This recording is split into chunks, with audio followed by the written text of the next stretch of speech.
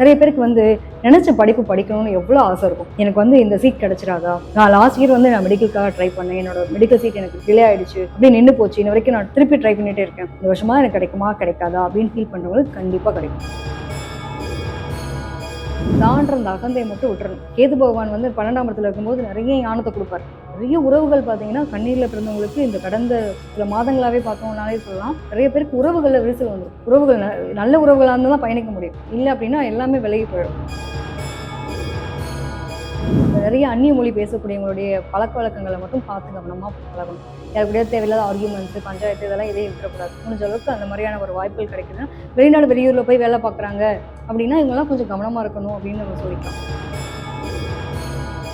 கன்னிராசியில் ஒரு பையனாவோ பொண்ணாவோ இருக்குன்னு வச்சுக்கோங்க, இவங்க இந்த காலகட்டத்தில் இவங்களை வச்சு பல பேர் வந்து பயனடைவாங்க. படிக்கணும்னு இன்ட்ரெஸ்ட் இருக்காது, எதையுமே கிரியேட்டிவாக செய்யணும்னு இன்ட்ரெஸ்ட் இருக்காது, இவன் மட்டும் எப்படா செய்கிறான் அப்படின்ற மாதிரி 4 பேர் இன்ஸ்பிரேஷனாக மாறுற அளவுக்கு இவங்களுடைய திறமை.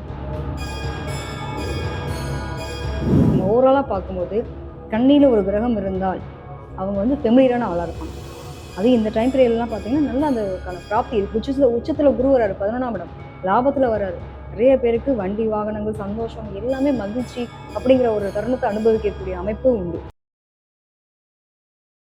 வாய்ஸா பக்தி நேர்கள் எல்லாத்துக்கும் வணக்கம். இன்னைக்கு நம்ம கூட ஒரு சூப்பரான கெஸ்ட் தான் இருக்காங்க. காதல் ஜோதிடர், குடும்ப நல ஜோதிடர் ஈஸ்வரி மேம் தான். மேம் ஃபர்ஸ்ட் நம்ம வெல்கம் பண்ணிக்கலாம். வணக்கம் மேம். கன்னிராசிக்குள்ள பலன்கள் சொல்லுங்க மேம். நிச்சயமா பராபர ஆண்டு கன்னிராசிக்கு காலச்சக்கரத்துக்கு 6ஆம் பாவம் சொல்லக்கூடிய கன்னிக்கு எப்படி இருக்கு அப்படின்னு பார்க்கும்போது, பொதுவாகவே வந்து ரொம்ப அதிபுத்திசாலியா இருக்கக்கூடிய நபர்கள் தான் நம்ம கண்ணியில பிறந்தவங்க. ஸோ இவங்களுக்கு பார்த்தீங்கன்னா எங்களுடைய ராசியை யார் பார்க்குறாரு அப்படிங்கிறப்ப சனி பகவானுடைய பார்வைப்படுறது. இவங்களுக்கு வந்து உச்சத்தில் வேற குரு வராரு இல்லையா, அதாவது 11ஆம் இடம் லாபஸ்தானத்தில் வரக்கூடிய ஒரு நிலை இருக்கு. ரொம்ப சூப்பராக இருக்க போதுங்க. எனக்கு வந்து எனக்கான அங்கீகாரமே இல்லைங்க அப்படின்னு ஃபீல் பண்ணிட்டு இருந்தவங்களுக்கு இந்த வருஷம் ரொம்பவே நல்லா இருக்க போகிறது அப்படின்னு நம்ம சொல்லலாம். ஸோ இவங்களுடைய ராசியை பார்க்கும்போது இவங்களுக்கான நிலைகள் எல்லாமே நல்லா இருக்கும். நிறைய பேருக்கு வந்து நினைச்ச படிப்பு படிக்கணும்னு எவ்வளோ ஆசை இருக்கும். எனக்கு வந்து இந்த சீட் கிடைச்சிடாதா, நான் லாஸ்ட் இயர் வந்து நான் மெடிக்கலுக்காக ட்ரை பண்ணேன், என்னோட மெடிக்கல் சீட் எனக்கு அப்படியே டிலே ஆயிடுச்சு அப்படியே நின்று போச்சு, இன்ன வரைக்கும் நான் திருப்பி ட்ரை பண்ணிட்டே இருக்கேன், இந்த வருஷமா எனக்கு கிடைக்குமா கிடைக்காதா அப்படின்னு ஃபீல் பண்ணுறவங்களுக்கு கண்டிப்பாக கிடைக்கும். ஸோ எதெல்லாம் தடைப்பட்டு போயிருக்கோ, நிறைய பேருக்கு கல்வியில் வந்து நல்ல வளர்ச்சி, மாற்றம், முன்னேற்றம் அப்படிங்கிறது ஒரு நல்ல நிலை கிடைக்கும். இவங்களுக்கு இருக்கக்கூடிய திறமை இவங்களுக்கே தெரியாமல் இருக்கக்கூடாது. உனக்கு இருக்க திறமை என்னன்னு உனக்கே தெரியலப்பா, வாப்பா நான் காட்டுறேன் அப்படின்ற மாதிரி இந்த சனி பகவான் அவங்களுக்கு இருக்கக்கூடிய திறமையவே தொழிலாக மாற்றக்கூடிய தன்மையெல்லாம் இந்த காலகட்டம் ஏற்படுத்துவார். இவங்களுக்கு வந்து நல்ல ஒரு நாலேஜ் இருக்குது. ஸோ இந்த நாலேஜை வந்து நிறைய சூப்பராக டீச்சிங் எடுப்பாங்க. இவங்களோட ரெண்டும் பேசுனீங்கனாலே கொஞ்ச நேரம் பேசினாலே நமக்கே ஒரு நம்பிக்கை வரும். ஏய் இவ்வளோ திறமை இருக்குப்பா, நமக்கே திறமை இவ்வளோ இருக்குன்றது நமக்கே தெரியல, பட் அவன் சொல்லும் போது பாரு நம்ம எதாவது பண்ணலான்னு தோணுது. அந்த அளவுக்கு ஒன்றும் இல்லைங்க. ஒரு கன்னிராசியில் ஒரு பையனாவோ பொண்ணாவோ இருக்குன்னு வச்சுக்கோங்களேன், இவங்க இந்த காலகட்டத்தில் இவங்களை வச்சு பல பேர் வந்து பயனடைவாங்க. ஒருத்தவங்களுக்கு இன்ட்ரெஸ்டே இருக்காது, படிக்கணும்னு இன்ட்ரெஸ்ட் இருக்காது, எதையுமே கிரியேட்டிவாக செய்யணும்னு இன்ட்ரெஸ்ட் இருக்காது, இவன் மட்டும் எப்படா செய்கிறான் அப்படின்ற மாதிரி 4 பேர் இன்ஸ்பிரேஷனாக மாறுற அளவுக்கு இவங்களுடைய திறமை இருக்கும். ஸோ இவங்க வந்து அதுவே அவங்களுடைய எப்படின்னா ஒரு படிக்கக்கூட பையனை கூட சேர்ந்தா சொல்லுவாங்க இல்லையா, உன் நட்பு எப்படி இருக்கோ அதை சொல்லு, நான் உன்னோட வாழ்க்கையை உன்னோட இதை காட்டுறேன் அப்படின்னு சொல்லுவாங்க இல்லையா, பொதுவாகவே சொல்லுவாங்கல்ல. ஏதாவது நல்ல நட்பு இருந்துச்சுன்னா இவங்க நல்ல பசங்களாக இருப்பாங்க, கெட்ட நட்பு இருந்தால் கெட்டவங்களோட தான் சேர்ந்தா கெட்டவங்களுடைய சாபாசம் நமக்கு வரும்னு சொல்கிற மாதிரி இவங்களுடைய திறமை. ஒருத்தன் வந்து ஒரு ஸ்போர்ட்டிவாக இருந்தாருன்னா மற்றவனும் அதே மாதிரி எடுத்துகிட்டு வரக்கூடிய ஒரு வாய்ப்பு உருவாக்கக்கூடிய தன்மை இவங்களுக்கு. ஸோ இந்த டைம் பீரியட் நிறைய பேர் உருவாக்கக்கூடிய ஆளாக இவங்க இருக்க போகிறாங்க, வேற ஒன்றுமே கிடையாது. ஸோ இவங்களுக்கு அந்த ஒரு திறம்பட இருக்கக்கூடிய நிலை இருக்க போகுது. இவங்களுடைய வாக்கு இவங்க சொன்னால் பல பேர் கேட்பாங்க, அந்த திறமை இருக்கும். இவங்கெல்லாம் கொண்டு போய் நிற்க வச்சிங்கன்னு வச்சுக்கோங்களேன், வேலை அதாவது ஒரு சேல்ஸ் ஆகலை, எனக்கு இது வந்து பேசி திறமையாக வைக்கணும் அப்படின்னா கூட இவங்களாம் அழகாக பேசி கொடுத்துருவாங்க. அந்த அளவுக்கு திறமை. இவங்கெல்லாம் போய் நின்னாலே லாபங்க. இந்த இடத்துல கண்ணியில் பொதுவாகவேங்க நம்ம ஓவராலாக பார்க்கும்போது கண்ணியில் ஒரு கிரகம் இருந்தால் அவங்க வந்து ஃபெமிலியரான ஆளாக இருப்பாங்க. அது இந்த டைம் பீரியட்லாம் பார்த்தீங்கன்னா நல்லா அதுக்கான பிராப்தி இருக்குது. உச்சத்தில் குரு வராரு, 11ஆம் இடம் லாபத்தில் வராரு. நிறைய பேருக்கு வண்டி வாகனங்கள் சந்தோஷம் எல்லாமே மகிழ்ச்சி அப்படிங்கிற ஒரு தருணத்தை அனுபவிக்கக்கூடிய அமைப்பு உண்டு. அதாவது எப்போனா பிஃபோர் ஜூன் வரைக்கும் நான் சொல்ல மாட்டேன், ஆஃப்டர் ஜூனுக்கு அப்புறம் நிறைய மாற்றங்கள் உங்களுக்கு கிடைக்கிறதுக்கான பிராப்தி இருக்கு. ஸோ வந்து நிறைய அனுபவங்கள் அப்படின்றதையும் கற்றுருப்பாங்க வாழ்க்கையில். அதாவது எல்லாம் எனக்கு ஒன்னே ஒன்று தாங்க தெரியும், எனக்கு இதை தாண்டி வேற யோசிக்கவே தெரியாதுன்ற ஆளுங்க மத்தியில் எதை கொடுத்தாலும் என்னால் பிரித்து மேய்ஞ்சிருவேன்ற அளவுக்கு இவங்களுக்கு அவ்வளோ திறமை இருக்கும். படிப்பு சார்ந்து மட்டும் இல்லாமல் அவங்களுடைய கலைகள் சார்ந்த விஷயத்தில் அதீத ஆர்வம் இருக்கும். இல்லைன்னா என்னையா நிற்பாங்கன்னு சொல்லுவாங்க இல்லையா, அந்த மாதிரி நபர்கள் தான். ஸோ இந்த டைம் பீரியட்லாம் அதெல்லாம் வந்து ஒரு பிரயோஜனமாக மாற்றக்கூடிய ஒரு டைம் பீரியட். இவங்களுக்குள்ள இருக்கக்கூடிய திறமையை வந்து சனி பகவானை எடுத்து வெளியில கொண்டு வருவார். அப்ப என்ன பண்ணுவாருங்க, ஒரு அனுபவத்தை கொடுப்பார். ஏதோ ஒரு கஷ்டம் வர நம்ம நமக்குள்ள திறமையை தேடுவோமா? எனக்கு வருமானமே இல்லப்பா, எனக்கு ஒரு 100 ரூபாய் தான் எனக்கு வருமானம், எனக்கு 1000 ரூபாய் தேவை இருக்கு, அப்ப நான் என்ன பண்ணலாம், எனக்கு என்ன திறமை இருக்கு, சரி ஏதாவது ஒரு பொருள் எடுத்துட்டு போய் நான் விற்கலாமா, அப்படி ஒரு திறமை வரும் பார்த்தீங்களா? இது மாதிரி இவங்களுடைய நாலேஜ் இது எல்லாமே மாறக்கூடிய ஒரு காலகட்டம். ஸோ சொத்துக்கள் நிறைய பேர் பதிவுவாங்க. சொத்து பத்து வாங்கக்கூடிய நிலை, வீடு வண்டி வாகனங்கள் மாற்றங்களை உருவாக்குறது அல்லது மாறுறது, புதுசா வாங்குறது, இந்த மாதிரியான பிராப்தியெல்லாம் கிடைக்கிறதுக்கான வாய்ப்புகள் இருக்கும். இதை தாண்டி பார்த்தீங்க அப்படின்னா உடல் ஆரோக்கியத்துல மட்டும் இவங்க ரொம்ப கவனமா இருக்கணும். இந்த காலகட்டம் எலும்பு தேய்மானங்கள் பிரச்சனைகள் வரலாம், கால்வலி பிரச்சனை வரலாம். ஸோ இதுலலாம் இவங்க ரொம்ப கான்சியஸா இருக்கும். நரம்பு தொடர்பான விஷயங்கள்ல பிரச்சனைகள் சொல்லுவாங்க. சும்மா உட்காந்து நான் காய் கட் பண்ணிட்டேன், திடீர்னு பார்த்தீங்கன்னா கை கட் ஆயிடுச்சு.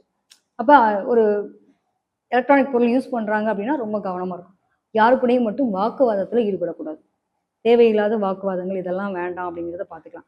மேம் இவங்க இந்த ஆண்டு வந்து இவங்களோட திருமண வாழ்க்கை வந்து எப்படி மேம் இருக்கும்? நிச்சயமா இவங்களுக்கு வந்து திருமண வாழ்க்கைங்கிறதெல்லாம் ரொம்ப சூப்பராக அமையக்கூடிய ஒரு காலகட்டம் தான். பட் பிடிச்சி புரிஞ்ச அண்டர்ஸ்டாண்டிங்கோட விட்டு கொடுத்து வாழ்ந்தாங்கன்னா இவங்க மாதிரி மேட் ஃபார் ஈச் அதர் கப்புன்ற அளவுக்கு வாழ்வாங்க. ஸோ அது மட்டும் நிதானத்தை கடைபிடிச்சாங்கன்னா ரொம்ப நல்லதுன்னு சொல்லலாம். ஏன்னா 12ஆம் இடத்துல வந்து கேது இருக்கும்போது நிறைய வந்து சிந்தனைகள் தேவையில்லாத ஒரு இதெல்லாம் இருக்கும். இதெல்லாம் மட்டும் இவங்க கொஞ்சம் பார்த்துக்கணும்.